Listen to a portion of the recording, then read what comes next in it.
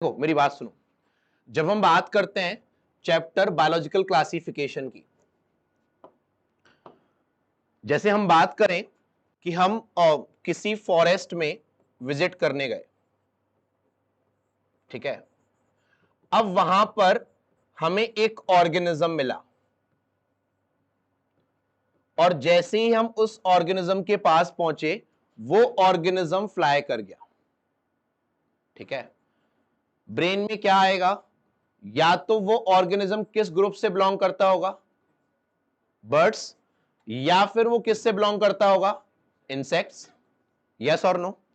अब अगर हमें ये कंफर्म हो जाए कि वो बर्ड ग्रुप से बिलोंग करता है तो हम उसके और भी सारे फीचर्स को काउंट कर सकते हैं। जैसे अगर वो बर्ड है तो उसमें फेदर्स होंगे, यस और नो। उसमें हॉलो बोन्स होंगी, 4 चैम्बर्ड हार्ट होगा, लंग्स के साथ एयर सैक होंगे। दैट मींस इस एक वर्ड से हमें ये क्लियर हो गया कि उसमें कई सारे कौन कौन से फीचर्स हैं, यस और नो। अब अगर ये वर्ड नहीं होता तो क्या हमें उसके फीचर्स पता चलते, नहीं चलते। या फिर अगर हम बोलें कि that belongs to insect, that belongs to, फिर हमें आता ब्रेन में इंसेक्ट है तो फाइलम आर्थ्रोपोडा से बिलोंग करता होगा। बॉडी हेड थोरैक्स एब्डोमेन में डिवाइड होती होगी, बॉडी में सेगमेंट्स होते होंगे, ये सारी चीजें होती होंगी। दैट मींस अगर हमें किसी ग्रुप की इंफॉर्मेशन है तो हम उसके बारे में सारे पॉइंट्स कवर कर सकते हैं। इसका सिंपल सा मतलब है कि हमने उस ऑर्गेनिज्म को एक प्रॉपर कैटेगरी में रखा हुआ है। कहां रखा हुआ है, प्रॉपर कैटेगरी। और ऑर्गेनिजम्स को उनके कैरेक्टरिस्टिक्स के बेस पर किसी भी प्रॉपर कैटेगरी में रखना कहलाता है क्लासिफिकेशन। क्या कहलाता है, क्लासिफिकेशन। जब भी हम ऑर्गेनिजम्स को किसी प्रॉपर कैटेगरी में रखते हैं on the basis of their characteristics, that is called classification. तो लिखो ये point, the process by which organisms the process by which organisms are classified, the process by which organisms are classified into a proper category, organisms are classified into a proper category is known as classification. The process by which organisms are classified into a proper category is known as classification. देखो हमारे earth पर approx 1.7 to 1.8 million species present है। ये वो species हैं जो हमें known है, इसके अलावा कई सारी अननोन स्पीसीज भी हैं, यस और नो। तो इन सारे स्पीसीज को अगर हमें इजी वे में पढ़ना है तो we have to go with their classification, we have to go with their classification. ये पॉइंट मेंशन करो, ऑन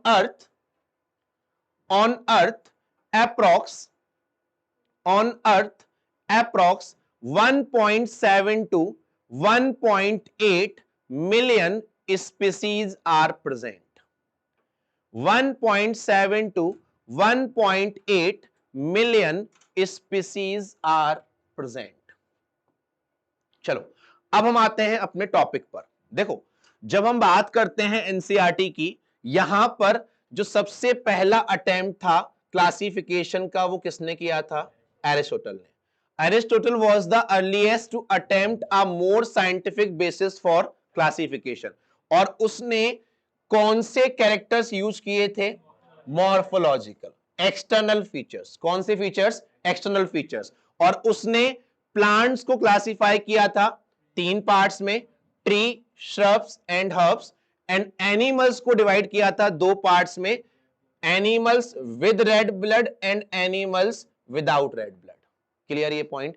तो पहला जो क्लासिफिकेशन था वो किसने दिया था, एरिस्टोटल ने। एनिमल्स को क्लासिफाई किया था, animals with red blood, animals without red blood. Plants को herbs, shrubs and trees. Clear ये पॉइंट। एरिस्टोटल को हम फादर ऑफ जूलॉजी भी बोलते हैं, एरिस्टोटल को हम फादर ऑफ बायोलॉजी भी बोलते हैं। क्लियर ये point?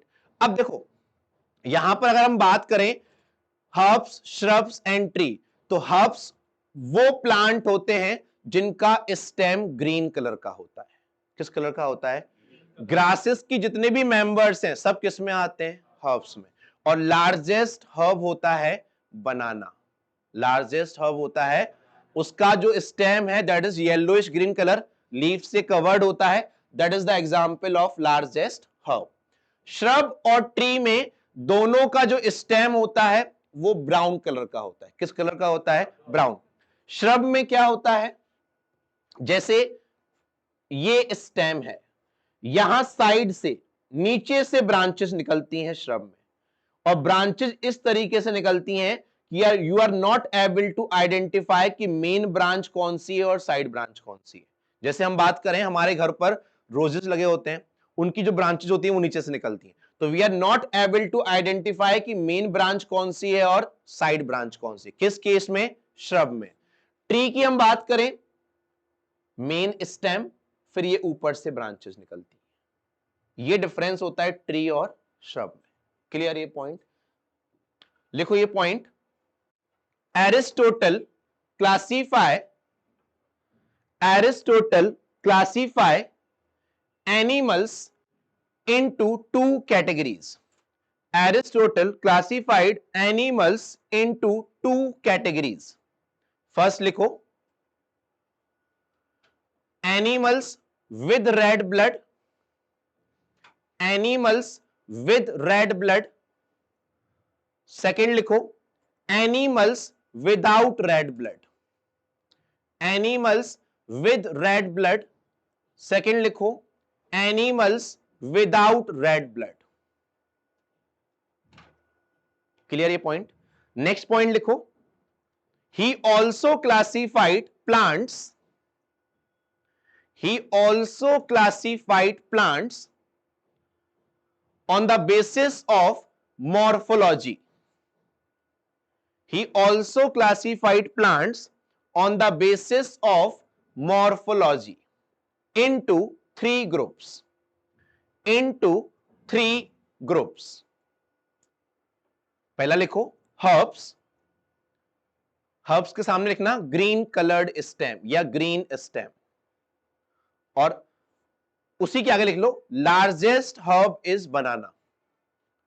Largest herb is banana. Second लिखो श्रब, थर्ड लिखो ट्री। क्लियर ये पॉइंट्स? चलो अपन आगे बढ़ते हैं। अब देखो इसके बाद लीनियस ने क्लासिफिकेशन दिया, जो मेन किंगडम्स क्लासिफिकेशन स्टार्ट हुआ, that was two kingdom classification. क्या था? Two kingdom classification. अब सुनो ध्यान से, देखो अगर हम बात करें टू किंगडम क्लासिफिकेशन की,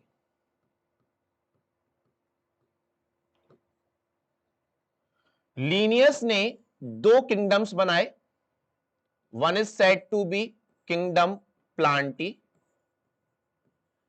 and one is said to be kingdom animalia. सुनना ध्यान से सारे पॉइंट्स, फिर अपन इसको लिखेंगे। Kingdom plantae and kingdom animalia. पहला क्वेश्चन ये आता है, what was the basis of two kingdom classification? तो क्या बेस था टू किंगडम क्लासिफिकेशन का? First base was cell wall. किसमें होती है बच्चों? प्लांट्स में। किसमें नहीं होती? एनिमल्स में। क्लियर? सेकंड बेस था लोकोमोशन। क्या था? जनरली कौन लोकोमोशन शो करता है? प्लांट्स में मूवमेंट होता है, लोकोमोशन रेयर होता है। ठीक है। थर्ड हम बात करें न्यूट्रिशन। किसकी बात करें? न्यूट्रिशन। प्लांट्स कैसे होते हैं? Autotroph, photosynthetic. यहां पर हम वर्ड यूज करते हैं फोटोसिंथेटिक। एनिमल्स कैसे होते हैं? हेट्रोट्रॉफ या फिर नॉन फोटोसिंथेटिक। क्या होते हैं? Non photosynthetic. तो this was the basis of two kingdom classification. अब देखो किंगडम प्लांट में लीनियस ने रखा बैक्टीरिया को, क्यों रखा? क्योंकि बैक्टीरिया में सेल वॉल होती है। क्या होती है? Cell wall. उन्होंने रखा किंगडम प्लांटी में फंजाई को। किसको रखा? फंजाई को, क्योंकि उनमें भी क्या होती है? Cell wall. और सारे प्लांट्स रखे एल्गी से लेकर एंजियोस्पर्म तक। एल्गी से लेकर एंजियोस्पर्म। जब हम बात करते हैं एनिमेलिया की, एनिमल्स में उन्होंने रखा युगलिना को, क्योंकि युगलिना लोकोमोशन शो करता है।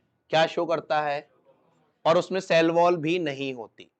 और बाकी सारे फाइलम, फाइलम पॉरीफेरा से लेकर phylum Chordata, phylum Chordata. Clear ये पॉइंट? अब देखो, ये तो उसने क्लासिफिकेशन दिया, बेसिस क्या था? ये सब कुछ, ये ऑर्गेनिजम्स। लीनियस उस टाइम पर बहुत फेमस था। लीनियस ने बायनोमियल नॉमेनक्लेचर दिया था। लीनियस को फादर ऑफ टेक्सोनॉमी भी बोला जाता है। तो साइंटिस्टों ने कई टाइम तक लीनियस को फॉलो किया और उन्होंने ये मान लिया था कि लीनियस ने जो दिया है वो सही है। ठीक है, बट बाद में कुछ साइंटिस्टों ने इसके ड्रॉबैक निकालना स्टार्ट किए। देखो समझो, अभी जो हमने पहले एग्जाम्पल पढ़ा था कि हमने कई सारे ऑर्गेनिजम्स को बर्ड में रखा हुआ है। क्यों रखा हुआ है? On the basis of common characters. Yes और नो? मतलब अगर हम किसी ऑर्गेनिज्म को किंगडम प्लांट में रख रहे हैं तो उनके सारे फीचर्स कैसे होने चाहिए? Same, common.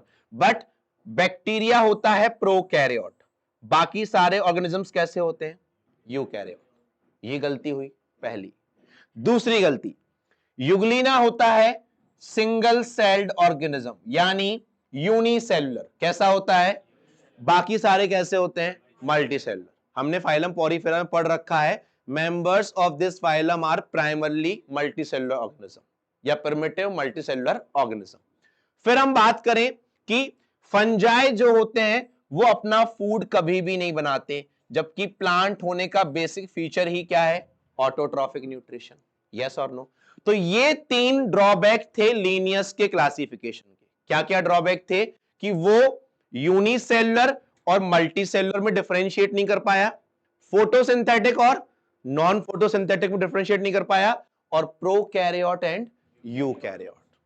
क्लियर ये पॉइंट? तो these were the drawbacks of Linnaeus classification. Clear ये पॉइंट? लिखो हेडिंग टू किंगडम। लिखो इसमें first point, this classification was given by Linnaeus. This classification was given by Linnaeus. This classification was given by Linnaeus. अब एक काम करो, इसको इसी तरीके से बनाओ। पहले लिखो किंगडम प्लांटी, किंगडम एनिमेलिया, और फिर ये तीन बेसिस लिखो बीच में। एक तरफ लिखो किंगडम प्लांटी, एक तरफ लिखो किंगडम एनिमेलिया, और बीच में लिखो basis of classification. Basis of classification या बेसिस, ये तीनों नाम लिखो। Cell wall, locomotion, nutrition. Cell wall, locomotion, nutrition. Cell wall, locomotion, nutrition. और दोनों को क्लासिफाई कर दो। यहां लिखो सेल वॉल में प्रेजेंट, एनिमेलिया में लिखो एब्सेंट। प्लांट में लिखो प्रेजेंट, एनिमेलिया में एब्सेंट। लोकोमोशन एनिमल्स में प्रेजेंट, प्लांट में एब्सेंट। और nutrition, plants autotroph, animals heterotroph. Plants autotroph, animals heterotroph. Clear ये पॉइंट्स? अब इसी में प्लांट के नीचे ये तीनों एग्जाम्पल लिखो, bacteria, fungi, algae to angiosperm. Plants में लिखो bacteria, fungi and algae to angiosperm. Bacteria, fungi, algae to angiosperm. और यहां लिखो युगलिना और phylum porifera to chordata. Phylum porifera to chordata. Phylum porifera to Chordata.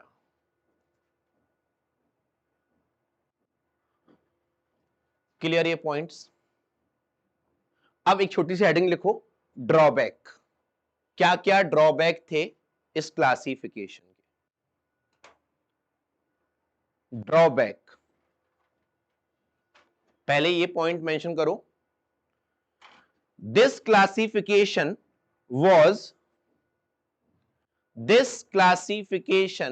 was followed by scientists. This classification was followed by scientists for a longer period of time.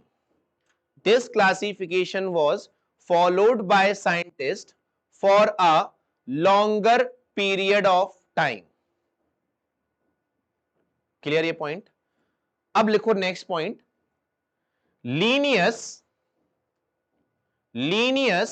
was not able to differentiate.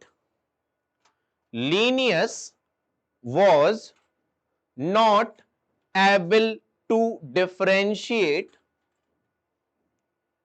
Linnaeus was not able to differentiate. Next line से लिखो पहला point, in between unicellular and multicellular. In between unicellular and multicellular. In between unicellular and multicellular. Second लिखो, in between prokaryotes and eukaryotes.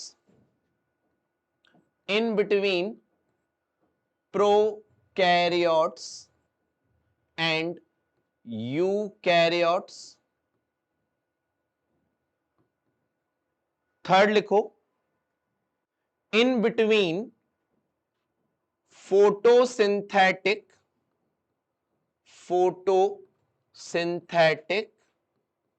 and non-photosynthetic. In between photosynthetic and non-photosynthetic. Clear ये points? चलो अपन लौट के आते हैं। देखो यहां पर था, two kingdom classification was given by Linnaeus. दो किंगडम बनाए थे उन्होंने, प्लांट एंड एनिमलिया, ठीक है, जिसमें उन्होंने इंक्लूड किया सारे प्लांट्स और एनिमल्स को, ठीक है। अब देखो ये जो क्लासिफिकेशन था प्लांट्स और एनिमल्स का, ये लीनियस ने भी मॉर्फोलॉजी के बेस पर ही दिया था। किसके बेस पर दिया था? अभी हम आगे पढ़ेंगे, ठीक है। फिर हमने बात की किस किस ऑर्गेनिज्म को कहां कहां रखा। अब देखो, this system did not distinguish between prokaryote and eukaryote, ये पहला ड्रॉबैक। फिर दूसरा क्या है? Unicellular and multicellular. और तीसरा drawback photosynthetic and non photosynthetic. Class clear point? देखो, classification of organism into plants and animal was easily done and was easy to understand. इसीलिए साइंटिस्टों ने कई टाइम तक इसको फॉलो किया था। Clear? But a large number of organism did not fall into either category. That's why two kingdom classification used for a long time. Clear? But बाद में ये क्या हो गया? फेल्ड हो गया या इनएडिक्वेट हो गया। क्लियर ये पॉइंट? अब देखो इस क्लासिफिकेशन का बेस मॉर्फोलॉजी कैसे था? देखो लिखा हुआ है, बिसाइड ग्रॉस मॉर्फोलॉजी। इसके अलावा इस क्लासिफिकेशन में और को किस किस चीज की नीड थी? A need was also felt for including other characteristics. कौन से कैरेक्टरिस्टिक्स?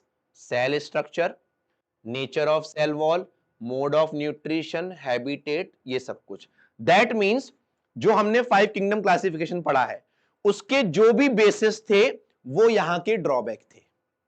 समझ में आ गई मेरी बात? मतलब जो चीजें वहां इंक्लूड की गई वो यहां पर नहीं थी, यहां पर सिर्फ और सिर्फ क्या थी? Gross morphology. क्लियर ये पॉइंट? आगे पढ़ते हैं। Classification system for the living organism have hence undergone several changes over the period of time. 2 kingdom classification के बाद आया 3 किंगडम, फिर आया 4 किंगडम, फिर फाइनली क्या आया जिसको हम एनसीईआरटी में फॉलो करते हैं। बट 5 किंगडम के बाद भी क्या आया 6 किंगडम, जिसको हम 3 डोमेन क्लासिफिकेशन कहते हैं। क्या कहते हैं, वो भी अपन पढ़ेंगे। तो 2 किंगडम के बाद ये जो लिखा है सेवरल चेंजेस आए, वो किस वजह से आए, 3 किंगडम एंड 4 किंगडम। अब हम उसके बारे में एक एक पॉइंट लिखेंगे। देखो, दो plant and animal kingdoms have been a constant under all different system. पहले बना 2 किंगडम क्लासिफिकेशन, जिसमें आया किंगडम प्लांटी और किंगडम एनिमलिया। अब आया 3 किंगडम क्लासिफिकेशन, उसमें भी किंगडम प्लांटी भी था और किंगडम एनिमेलिया भी था। नया किंगडम इंट्रोड्यूस हुआ, किंगडम प्रोटिस्टा। तो 3 किंगडम में जो नया किंगडम इंक्लूड हुआ उसका नाम क्या था, और ये 3 किंगडम क्लासिफिकेशन दिया था साइंटिस्ट अर्नेस्ट हैकेल। किसने दिया था, किसने दिया था, अर्नेस्ट हैकेल ने इवोल्यूशन में एक चीज बताई थी, वो क्या थी, याद बताओ फटाफट जल्दी से। हाँ, कुछ ऐसा कुछ था, क्या था, एविडेंसेस फ्रॉम फॉसिल्स में क्या था, क्या था, क्या था ना, एविडेंसेस फ्रॉम एम्ब्रियोलॉजी पर आ जाओ। एम्ब्रियोलॉजी में हैकेल ने बताया था ऑन्टोजिनी रिपीट्स फाइलोजिनी। पढ़ा है ये वर्ड, नहीं पढ़ा, सुनो। ऑन्टोजिनी का मतलब होता है डेवलपमेंट ऑफ एम्ब्रियो, रिपीट करता है फाइलोजिनी मतलब एंसेस्ट्रल कैरेक्टर्स। मतलब जब भी किसी एम्ब्रियो का डेवलपमेंट होता है वो अपने एंसेस्टर्स के कैरेक्टर को रिपीट करता है। ये किसने बताया था, अर्नेस्ट हैकेल ने। जैसे हम बात करें ह्यूमन के एम्ब्रियो की, ह्यूमन के एम्ब्रियो में पहले जो हार्ट बनता है, पहले वो बनता है 2 चैम्बर्ड, फिर 3 चैम्बर्ड, फिर फाइनली, बट ऐसा होता नहीं है। मतलब ये जो थ्योरी थी वो गलत थी, बट दी थी किसने, अर्नेस्ट हैकेल ने, पूछी जाती है। मतलब हैकेल का नेम हमारे पूरे एनसीईआरटी में सिर्फ वहीं पर है एवोल्यूशन में, और ये पूछा जाता है। क्लियर ये पॉइंट। तो 3 किंगडम क्लासिफिकेशन किसने दिया था, अर्नेस्ट हैकेल, जिसमें किसको इंक्लूड किया गया, प्रोटिस्टा। फिर आया 4 किंगडम क्लासिफिकेशन, उसमें ऐड किया गया किंगडम मोनेरा को। किसको किया गया, और ये क्लासिफिकेशन दिया था साइंटिस्ट थे कॉपलैंड। कौन थे, कॉपलैंड। कौन थे, क्लियर ये पॉइंट। ये दोनों पॉइंट्स ऐड करो कॉपी में, लिखो, एडिंग पॉइंट लिखो। 3 kingdom classification was given by 3 kingdom classification was given by 3 kingdom classification was given by Ernest Haeckel. 3 kingdom classification was given by Ernest Haeckel. Ernest Haeckel, and he included kingdom Protista, and he included kingdom Protista. Clear ये point. Next लिखो, 4 kingdom classification, 4 kingdom classification was given by 4 kingdom classification was given by Copeland, Copeland, Copeland, and he introduced kingdom Monera, and he introduced kingdom Monera. Clear all these points? चलो अब अपन आगे बढ़ते हैं। देखो, ये point और mention कर लो copy के टॉप पर। अर्नेस्ट हैकेल, लिखो, ये कॉपी के टॉप पर लिखो अलग से ऊपर, इस चैप्टर का नहीं है ये। Ernest Haeckel proposed a theory, Ernest Haeckel proposed a theory that is ontogeny ऑन्टोजिनी recapitulate phylogeny,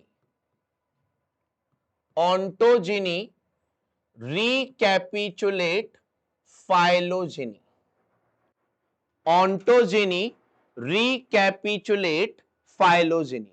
clear ये पॉइंट?